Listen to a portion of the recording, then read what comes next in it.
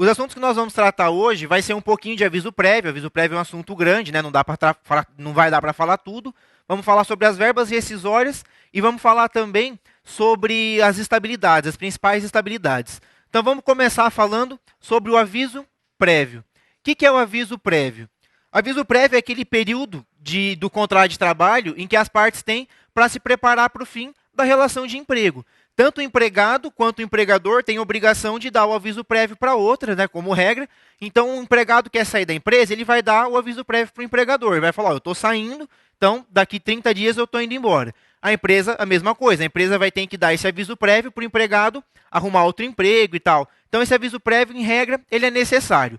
A Constituição, no artigo 7º, prevê que o aviso prévio ele é de, no mínimo, 30 dias. Mas esse aviso prévio vai ser proporcional. Então, o aviso prévio mínimo, 30 dias.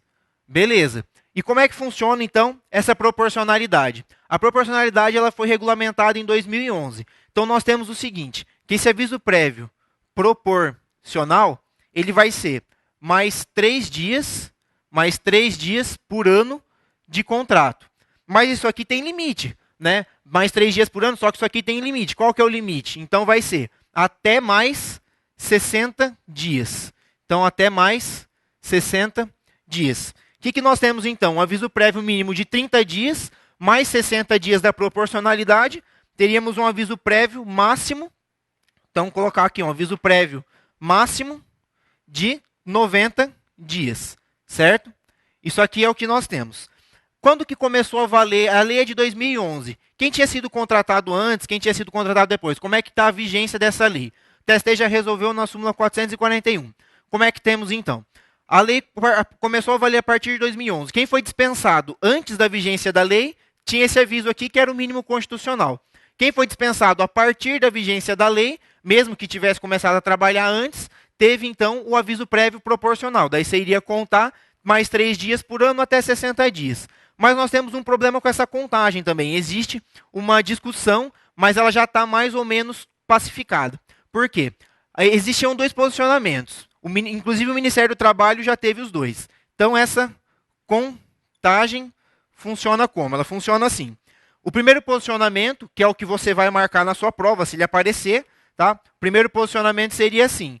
Completou um ano de contrato, né? Um ano de trabalho, o cara teria já 33 dias de aviso. Esse é o primeiro posicionamento. 33 dias de aviso. O segundo posicionamento seria como? Completou o segundo ano de trabalho, que ele teria os mesmos 33. Esse posicionamento aqui, esquece ele. Ele não vale. Até o Ministério do Trabalho já teve esse posicionamento, mas ele já foi alterado. A nota técnica 184 de 2012 prevê esse posicionamento aqui, que é o da maior parte da doutrina. Então, se for cobrar, provavelmente vai ser cobrado esse aqui. Quando a FGV cobrou esse tema, ela saiu pela tangente. Por quê? Ela falou que o cara tinha um contrato de trabalho de 21 anos. 21 anos, ele vai estar na regra de máximo 90 dias, certo? Então, a FGV ainda não se posicionou, mas, muito provavelmente, se ela se posicionar, vai ser com esse posicionamento aqui, porque é o que a maior parte da doutrina segue, o Ministério do Trabalho também entende. Beleza. Nós falamos então que esse aviso prévio é para as partes se prepararem para o fim da relação de emprego, correto? Então o que ocorre?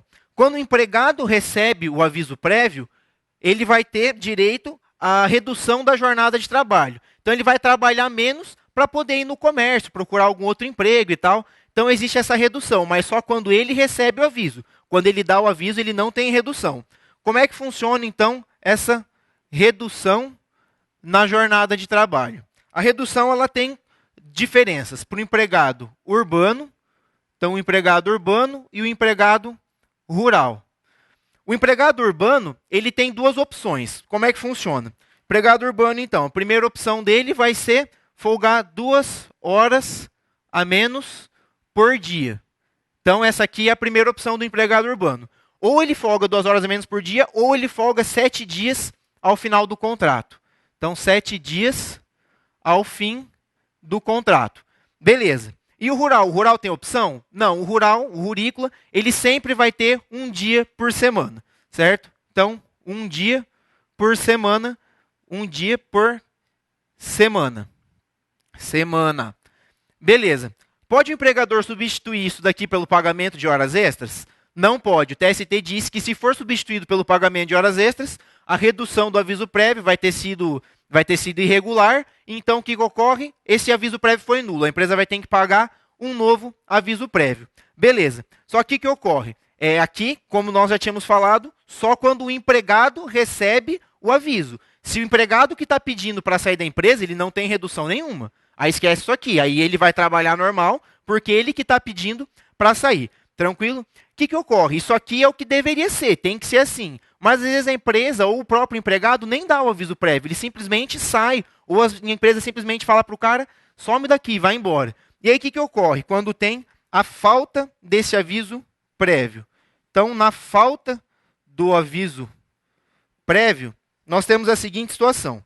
Se for pela empresa, tá? Então, a falta do aviso prévio pela empresa. Foi a empresa que deveria dar o aviso prévio e ela não deu. O que ocorre? Primeiro, ela vai pagar todos os salários do período. Então, ela paga os salários do período.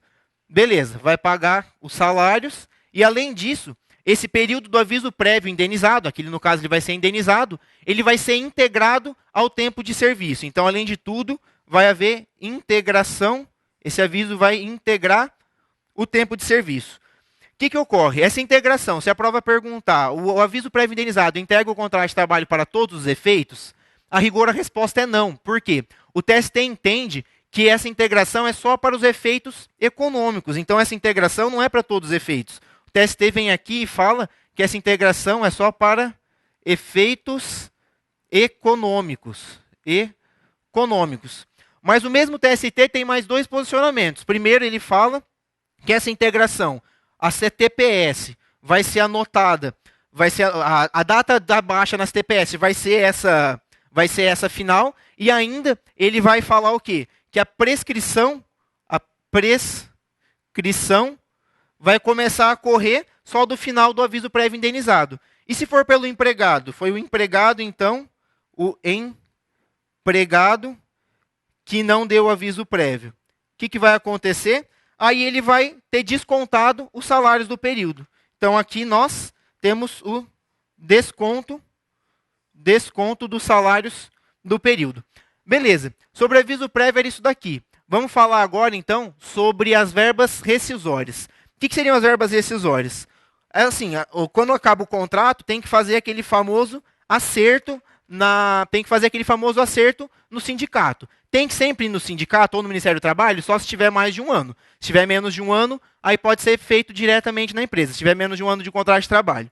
E qual que é o prazo para a empresa pagar essas verbas rescisórias? Então, o pagamento das verbas rescisórias pode ser feita em dois prazos. Então, como é que fazer uma tabelinha aqui para você? Ou essas verbas rescisórias vão ser pagas até o primeiro dia útil. Então, ou é primeiro dia útil, ou é até o 10º dia. Ou um ou outro. Quando que vai ser até o primeiro dia útil? Nós temos dois casos. O primeiro caso é quando não teve aviso prévio. O primeiro caso é quando o aviso prévio foi cumprido. Então, aviso prévio cumprido, a empresa terminou o aviso prévio, tem um dia útil para fazer o pagamento das verbas rescisórias. Segundo caso, o término normal do contrato a prazo. Aqui é o término normal, tá? Terminou, por exemplo, contrato de experiência 90 dias. Terminou no 90º dia, tem um dia útil para fazer o pagamento das verbas rescisórias. E quando que vai ser até esse 10º dia que nós citamos? Nós temos basicamente 4 casos. Bem tranquilo isso aqui, e se cair na sua prova vai ter que matar. Pensa assim, quando não tem aviso prévio. Quando que não vai ter aviso prévio? Quando ele é inexistente, então, inexistência do aviso prévio. Quando ele é indenizado, aviso prévio indenizado. Quando a empresa dispensou o empregado do aviso prévio. E, por fim, o TST entende que quando o aviso prévio é cumprido em casa, é igual isso aqui. Se é cumprido em casa é igual isso aqui, então, o aviso prévio cumprido em casa também vai ter até o 10º dia para fazer o pagamento dessas verbas rescisórias. E se não respeitar esses prazos, o que vai acontecer? Aí a empresa vai pagar uma multa no valor de um salário do empregado, no valor de um salário contratual, não é um valor do salário mínimo. uma multa no valor de um salário do empregado. Nesse pagamento aqui, pode ser feita a compensação? Pode, mas tem que respeitar dois critérios. Primeiro, por exemplo, o empregado deve para o empregador, só se for uma dívida de natureza trabalhista. Ele quebrou algum maquinário, alguma questão do contrato. Dívidas fora do contrato de trabalho não podem ser compensadas com isso daqui. E de qualquer forma tem que ser até um mês de salário do empregado. Então o cara recebe milão, essa compensação vai ser no máximo de R$ 1.000, não pode extrapolar. Beleza, nós temos esses prazos, mas o que ocorre? Às vezes a empresa não paga as verbas rescisórias, ela simplesmente não paga nada. Então vamos falar aqui das verbas rescisórias incontroversas. Verbas rescisórias incontroversas. O que é isso daqui? A empresa tem que pagar essas verbas, beleza, mas ela não paga. Aí o cara entra com a ação. Se a empresa não pagar até a primeira audiência das verbas rescisórias incontroversas, ela vai pagar acrescida com multa de 50%. Isso aqui é a multa do artigo 467. Então vamos lá. Ou paga. Então a empresa tem duas opções. Ou ela paga na primeira audiência. Então vamos lá. Ou paga na primeira audiência, ou paga com multa de 50%. Então 50% de multa sobre as verbas rescisórias incontroversas, tá? Só sobre as verbas rescisórias incontroversas. O que o TST entende? Mesmo o rével, aquela pessoa que não compareceu à audiência e não se defendeu no processo, mesmo o rével vai ter que fazer o pagamento dessas verbas, dessa multa de 50% sobre as verbas rescisórias incontroversas. Isso daí está na súmula 69 do TST. O que ocorre? Todo mundo vai pagar isso aqui? A União foi esperta, a União tirou dela da reta. O parágrafo único do artigo 467 da CLT prevê o quê? Prevê que esse pagamento, essa multa não se aplica à União, Estados, municípios, Distrito Federal, fundações e autarquias, certo? Então, não vai se aplicar para esses órgãos. Está no parágrafo único do artigo 467. Cuidado com isso. Sobre as verbas rescisórias, é disso aqui que nós tínhamos para falar. Vamos entrar agora, então, nas estabilidades. Quais são as estabilidades? O que é a estabilidade? Então, vamos falar algumas questões gerais sobre a estabilidade. Estabilidade é assim. É um período em que o empregado ele não pode ser dispensado, a não ser que ele cometa um ato que seja tipificado como justa causa. O cara não pode ser dispensado arbitrariamente ou sem justa causa. É basicamente isso. Você deve lembrar que existe uma ação chamada inquérito para apuração de falta grave. Esse inquérito para apuração de falta grave, ele sempre vai ser necessário? O cara é estável, sempre que ele for estável vai ser necessário esse inquérito? Não. Não há certeza absoluta quando ele é efetivamente necessário. Nós temos dois casos que é certeza absoluta. Provavelmente, se cair, vai ser esses na sua prova. Quais seriam esses dois casos? Primeiro, a estabilidade decenal. É aquela estabilidade que a pessoa ganhava, que ficava estável quando ela completava 10 anos de serviço. Essa estabilidade não existe mais, mas quem já havia adquirido ainda vai ter o direito, certo? Segundo caso, a estabilidade sindical. Então, o dirigente sindical vai ter direito a essa estabilidade aqui. Beleza. É possível adquirir essa estabilidade no curso do aviso prévio? Falamos de aviso prévio agora há pouco. É possível adquirir essa estabilidade no curso do aviso prévio? O TST entende que a aquisição da estabilidade no curso do aviso prévio, como regra, não é possível. Então, a regra é que não dá. Por exemplo, o cara se candidata a dirigente sindical da sua categoria quando ele já estava de aviso prévio. Esse cara é estável se ele for eleito? Ele não é estável. Por quê? O TST entende que ele está de má fé. Então, como regra, a pessoa não vai adquirir. Então, como regra, ela não adquire essa estabilidade no curso do aviso prévio, beleza? E é possível a reintegração? O cara era estável, a empresa não respeitou, ela simplesmente dispensou.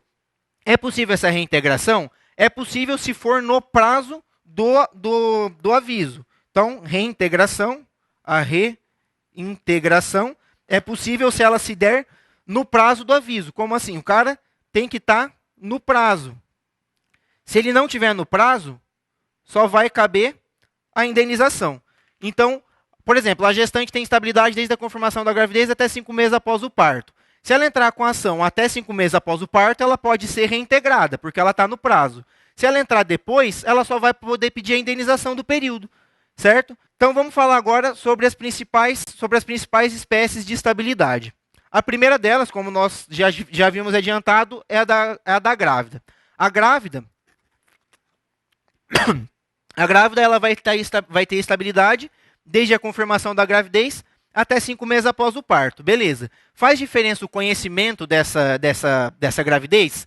Não faz. A grávida pode saber ou não que está grávida. Mesmo assim, ela vai ter estabilidade. E ela nem precisa avisar a empresa. Nem norma coletiva pode mudar isso. Beleza? E um detalhe sobre a grávida, importante. A grávida, ela vai ter estabilidade mesmo no contrato por prazo determinado. Como regra, o contrato por prazo determinado não existe estabilidade. A grávida vai ter estabilidade sim. Beleza? Outra estabilidade importante que pode aparecer na sua prova é a do acidentado afastado mais de 15 dias. A pessoa, quando se acidenta e se afasta mais de 15 dias, ela vai ter estabilidade por no mínimo 1 ano após o retorno. Então vamos entender isso aqui, tá? A estabilidade de quem se afastou, então, ó, afastamento mais de 15 dias. Como é que funciona? Imagina que o cara se acidentou aqui. Então vamos lá. O cara se acidentou aqui. Ele se acidentou e se afastou. Então aqui é o afastamento. Afastamento. Aí aqui é o retorno dele. Ele retornou, certo? Então ele retornou para a empresa. Está trabalhando de novo. Como ele ficou mais de 15 dias afastado, ele vai ter estabilidade até aqui. Até 1 ano. Esse período aqui, se ele for dispensado, ele vai poder ser reintegrado, readmitido na empresa? Vai. Porque ele era estável? Não. Aqui o contrato está suspenso. A empresa não pode dispensar ele, porque o contrato está suspenso. A estabilidade começa do retorno e vai por no mínimo 1 ano. Então é aqui que ele tem a estabilidade, tá? Toma cuidado com isso daqui. Outra estabilidade importante é a do dirigente sindical. O dirigente sindical, ele vai ser estável desde o registro até 1 ano após o final do mandato, certo? O que ocorre? A CLT diz que o cara teria que avisar a empresa do registro da candidatura e da posse em 24 horas para ter direito a essa estabilidade. E o TST disse que isso aí não vale nada, diz que a CLT não vale nada. Como é que funciona então? Súmula recente, boa para cair na sua prova. O dirigente sindical ele vai ter estabilidade mesmo se não der essa ciência em 24 horas, desde que dê essa ciência durante a vigência do contrato de trabalho. Beleza? Outra questão importante para falar sobre o dirigente sindical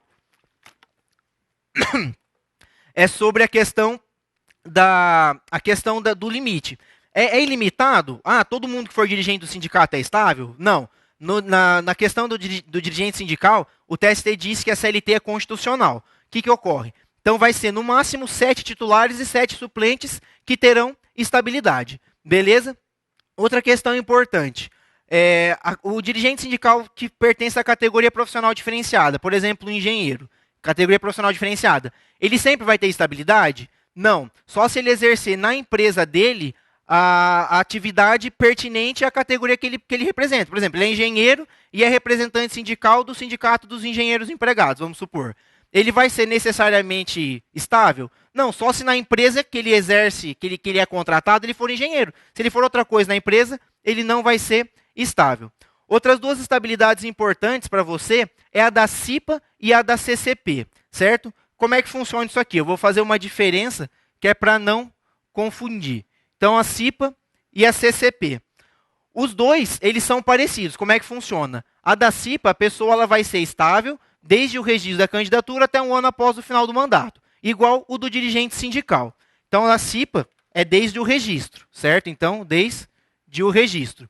A da CCP, como nós temos congressistas sempre muito qualificados, faltou uma palavra. A CLT fala que o membro titular ou suplente da comissão de conciliação prévia vai ser estável até 1 ano após o final do mandato. Tudo bem, até 1 ano após o final do mandato. E começa quando? Começa... E aí? Temos os dois posicionamentos, que é desde o registro ou desde a eleição. Para a sua prova, eu marcaria desde a eleição. Por quê? Porque é o posicionamento que prevalece. Então, a CCP não é desde o registro, é desde a eleição até 1 ano após o final do mandato. Nesses dois, tanto titulares quanto suplentes vão ter direito a essa estabilidade, beleza? Os dois vão ter tanto titulares quanto suplentes. Um detalhe só.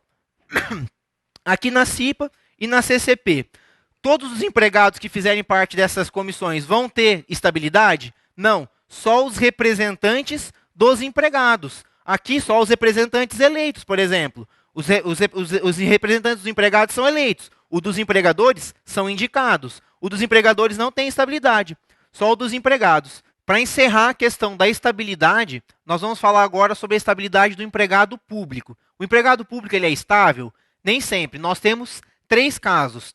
Um ele é estável e no outro ele não é. Então vamos ver esses 3 casos. Vamos lá. Empregado público. O empregado público funciona assim. Ele nem sempre é estável. Por quê? Ele só vai ser estável quando ele for da administração direta, autárquica ou fundacional. Então, na administração direta, autárquica e fundacional, aí sim, essa pessoa vai ter estabilidade. Ele vai ser estável. Onde que está isso? Na súmula 290 do Tribunal Superior do Trabalho, certo? Então, esse aqui vai ser estável. Quem que não vai ser estável? Os empregados públicos dos outros órgãos. Então, sociedade de economia mista e empresa pública. Sociedade de economia mista e empresa pública. Mas nós falamos que tem 3 casos, não falamos? Falamos, por quê? Porque aqui o TST entende que eles não são estáveis e nem precisa ser motivado a demissão deles. Então aqui, não estável e além de tudo, não motiva o ato de demissão, certo? Qual que seria o terceiro caso, então? O terceiro caso é o da Empresa Brasileira de Correios, a ECT. Na ECT ocorre o quê? O TST entende que também não é estável. Também, então, não estável. Mas o que ocorre? Aqui, o ato tem que ser motivado. Como assim? O Correio não pode dispensar uma pessoa do nada, ela tem que motivar esse ato. A sociedade de economia mista e as empresas públicas, de forma geral, não precisam dessa motivação.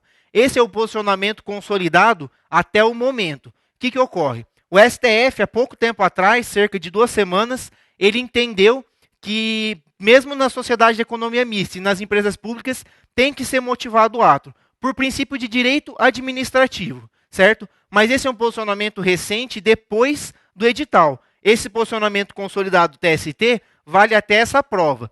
Provavelmente o TST vai rever esse posicionamento com base nessa questão do STF. Mas até que isso ocorra, e para essa prova, então vale esse posicionamento aqui. Beleza? Não confunde. Se você viu o informativo do STF, você vai ver que está dizendo o contrário, que mesmo a sociedade de economia mista e as empresas públicas têm que motivar o ato. Mas até então, até o edital da sua prova, isso não era assim. Então, nós terminamos a matéria. Vamos ver 2 questões sobre o que nós acabamos de tratar. Vamos lá? Questão 1 vai falar sobre o aviso prévio. Então, assim, assinale a opção correta acerca do aviso prévio na CLT e em conformidade com o entendimento do TST. Letra A. A falta de aviso prévio por parte do empregador dá ao empregado o direito aos salários correspondentes ao prazo do aviso, mas nem sempre garante a integração desse período no seu tempo de serviço. O que ocorre aqui? A letra A está errada, porque realmente a falta do aviso prévio dá o direito aos salários além da integração, certo? Nós falamos que essa integração não é para todos os fins, mas sempre vai dar direito a essa integração no tempo de serviço. Por isso que está errada a letra A. Letra B. É indevido o aviso prévio na despedida indireta. A letra B está errada porque a CLT tem norma expressa. Mesmo na rescisão indireta, é devido o aviso prévio indenizado. Rescisão indireta é aquela justa causa da empresa, quando a empresa comete um ato que o empregado deixa o trabalho, certo? Então, é devido ao aviso prévio, sim, na rescisão indireta. E claro que vai ser um aviso prévio indenizado. Letra C. É incabível o aviso prévio nas rescisões antecipadas dos contratos de experiência, mesmo ante a existência de cláusula assecuratória do direito recíproco de rescisão antes de expirado o termo ajustado. O aviso prévio, em regra, ele vai servir nos contratos por prazo indeterminado, porque a parte não sabe quando o contrato vai terminar. Então, é aquele período que ela tem para se preparar, como nós comentamos no começo da aula. Mas o que ocorre? No contrato por prazo determinado, em regra, não tem aviso prévio. Quando que vai ter o aviso prévio? Quando tiver essa cláusula assegurando o direito recíproco, as duas partes rescindirem o contrato de trabalho. Porque quando existe essa cláusula, vai se aplicar nesse contrato por prazo determinado os princípios da rescisão do contrato por prazo indeterminado. Beleza? Então, errada a letra E, porque é cabível, não é incabível, é cabível. Então, letra D, que vai estar correta por exclusão, o valor das horas extraordinárias habituais integra o aviso prévio indenizado. Correta a letra D, tem norma expressa na CLT, bem tranquilo. As horas habituais refletem de forma geral em todas as verbas. E o aviso prévio, por expressa previsão legal, mesmo no aviso prévio cumprido, tanto no indenizado, vai ser integrado por essas verbas, por essas horas extras habituais. Beleza? Resposta letra D. Então vamos aqui para a nossa última questão de 2012, essa aqui, ó, mais recente. A respeito da estabilidade, assinale a afirmativa correta. Letra A. A estabilidade da gestante dura de 28 dias antes até 92 dias após o parto. Nada a ver essa letra A. A banca tentou confundir o prazo que a gestante tem para pedir a licença gestante com o prazo de estabilidade. Nada a ver uma coisa com a outra. Estabilidade da gestante desde a confirmação da gravidez até 5 meses após o parto. Licença gestante é de 120 dias e a mulher pode requerer entre o 28º dia do parto, antes do parto e a ocorrência deste. Então, tentou confundir os dois conceitos, completamente errado a letra A. Letra B. A estabilidade do membro da CIPA dura da eleição até um ano após o término do mandato, servindo para os representantes dos empregados, inclusive suplentes. O que ocorre aqui? Está errado porque a estabilidade do membro da CIPA é desde o registro da candidatura até um ano após o final do mandato. É o que nós falamos na nossa aula. No da CCP, que existe essa discussão, mas tende a prevalecer o posicionamento que é desde a eleição. Então, CIPA, desde o registro da candidatura. Na CCP, desde a eleição. Tá? Aqui, como a questão falou da CIPA, não é da eleição, é desde o registro. Errada a letra B, desculpa. Letra C. A estabilidade do dirigente sindical dura do registro da candidatura até um ano após o término do mandato, servindo para os representantes dos empregados eleitos e seus suplentes, estando limitada ao número de 7 dirigentes sindicais. Correta a letra C, é isso mesmo. O dirigente sindical tem essa estabilidade desde o registro da candidatura até um ano após o final do mandato. Mas o que ocorre? Todo mundo que for dirigente sindical é estável? Não, senão ia ser uma festa, né? Todo mundo ia querer ser dirigente sindical. Então, o que acontece? O artigo da CLT, que prevê a limitação em 7 suplentes e 7 titulares, foi recepcionado pela Constituição Federal. Então, só essas 14 pessoas, 7 suplentes e 7 titulares, terão a estabilidade. Os outros dirigentes podem ser eleitos? Podem, mas não vão ter a estabilidade legal. Então, correta a letra C. Vamos ver por que a letra D está errada. De acordo com o entendimento uniformizado do Tribunal Superior do Trabalho, o empregado poderá adquirir a estabilidade no curso do aviso prévio, pois este integra o contrato de trabalho para todos os efeitos, inclusive pecuniários. É aquilo que nós comentamos. O aviso prévio, o período do aviso prévio, cumprido ou indenizado, ele tem algumas diferenças com relação ao restante do contrato de trabalho, certo? O que diz aqui a nossa questão? Que o empregado poderá adquirir estabilidade no curso do aviso prévio? Não, o TST entende, por exemplo, que o dirigente sindical, né, a pessoa que se candidatou a dirigente sindical, se ela fez isso no curso do aviso prévio, ela não vai ter estabilidade. O TST entende o quê? Que a pessoa só se candidatou para ser dirigente sindical porque ela já estava de aviso prévio. Então, seria uma má-fé do empregado. Então, o registro da candidatura no curso do aviso prévio não dá direito à estabilidade. Essa é a regra geral. No curso do aviso prévio não existe nenhuma estabilidade? Nós temos duas possíveis exceções, é um pouco discutível, mas tende a ser dessa forma, que seria da gestante e do acidentado afastado mais de 15 dias, certo? Nós não temos ainda súmula, nem OJ sobre isso, mas o posicionamento tende a prevalecer. Mas no resto dos casos, a pessoa não adquire estabilidade no curso do aviso prévio. Beleza? Então, errada a letra D. Ficamos aqui com a nossa aula. Espero que você tenha gostado, tenha conseguido revisar aqui alguns dos principais tópicos que podem cair na sua prova, certo? Não dá para falar de tudo, aviso prévio, estabilidade, verbas decisórias são assuntos amplos, mas aqui é o principal. Acho que vamos conseguir matar aí pelo menos uma ou duas questões na sua prova. É o que nós esperamos, nos preparamos para isso. Vejo você em uma próxima, boa prova e até mais.